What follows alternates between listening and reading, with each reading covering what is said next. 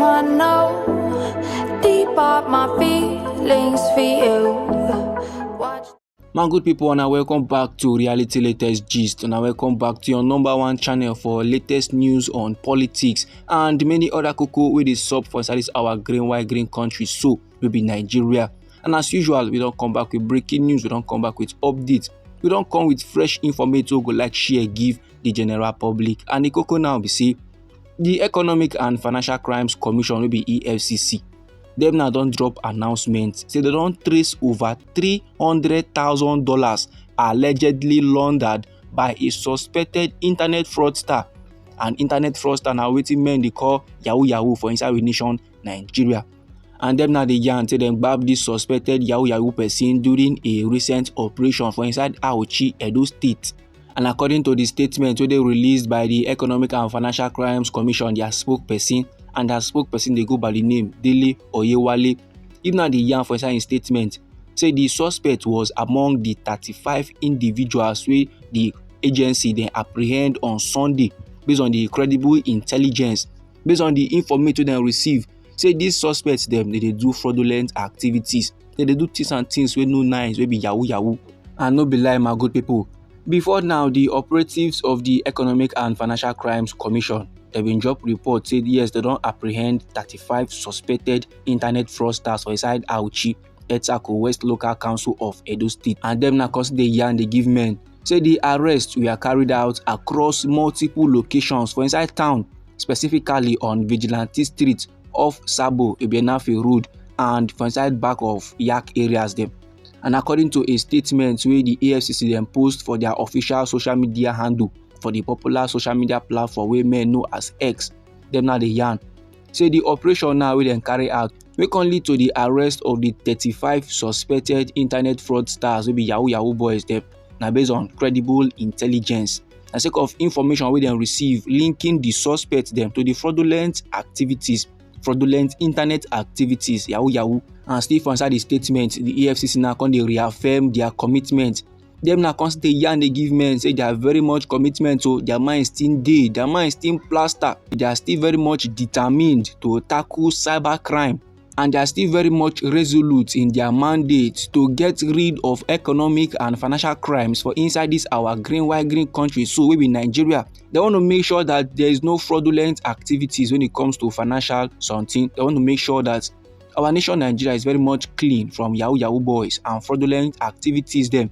And this, my good people, not be the first time where the EFCC now don't grab countrymen them. This not be the first time where the EFCC don't arrest youths for inside with nation Nigeria where they involved in the Jagoda Act. But for some kind of reasons, countrymen now they see reasons to believe say these 35 suspects where the EFCC just apprehend, so no go be the last where the EFCC go apprehend. Still on the cocoa of the hour. During the operation now where the EFCC then carry out, them now they yarn say they recover several items then from the suspects. And the items they include 9 flashy cars, them 11 laptop computers, 46 mobile phones and 2 smartwatches. These items then will be the agency, then will be the EFCC. Them they believe 100 in the commission of the alleged fraudulent activities. That is the suspects they use these devices they do fraud. Now these devices now the men they use to do their Jagoda activity for inside Edo State. And still for inside their statement, the agency now come the yarn they give men.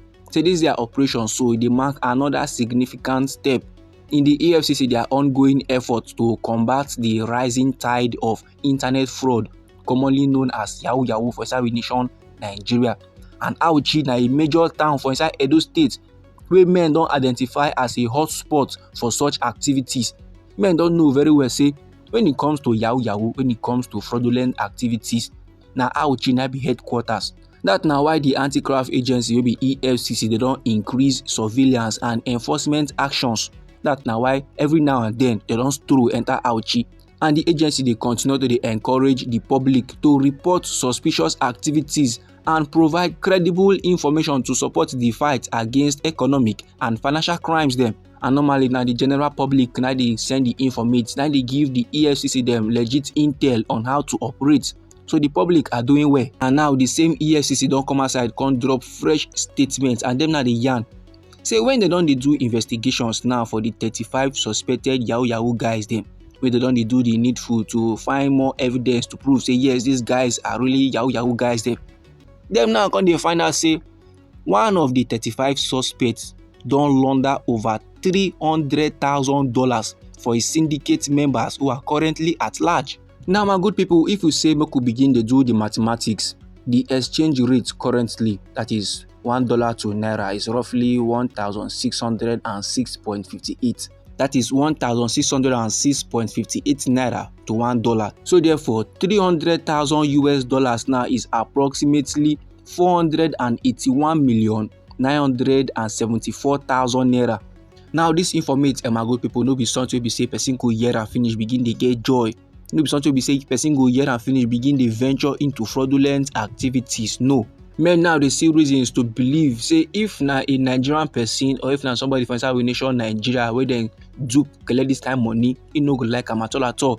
So as a human being wey get conscience, as a country person, make we self reason am say this kind levels e no nice at all. And the EFCC constantly let men dey know say in addition now to internet fraud, the suspects is still also dey involved in investment and banking fraud schemes dem. And this now dey further dey compound the severity of the allegations. This now just dey increase the crime dey go. This now just dey increase in punishment. And so after every the anti-graft agency wey be the EFCC now come dey assure say the suspects will be last arraigned in court once the investigation are finalized. That is after they don finish the needful finish, after they don do everything wey they gats do, after they don torchlight everything wey they gats torchlight, they go carry the guy, they go carry the suspect go court. So that when court now don observe all these levels, don torchlight the results of the investigation, na then go come sama the right punishment wey go fit the suspect based on his crimes dem. And like this now, my good people, reality latest gist now dey join mouth with other well-meaning country people and organizations dem dey yarn dey give Nigerian youths. E go good make dem comot hand for fraudulent activities, because if the EFCC gbab you, e no get excuse wey you wan give if you are guilty. So this, my good people, now the informate I wan share give the general public. Now I believe very well say unto this informate so many country people go get lots of things to talk about. So no let anybody or anything stop or intimidate you. Anyhow the matter be you for body, or if you be say you get contributions about this very particular topic, so feel free make you drop your comments inside our comment section. Once again, now we be reality latest gist, and I would like give on our latest news on politics and many other cocoa with the sub for inside this our green country, so maybe Nigeria. And now if you be say you do this update and you go like to receive more, then sharply make you subscribe to reality latest gist, and don't forget to put on the notification bell so that as we dey bring more news they come your side, now you go first receive the updates and you go even get them sharp.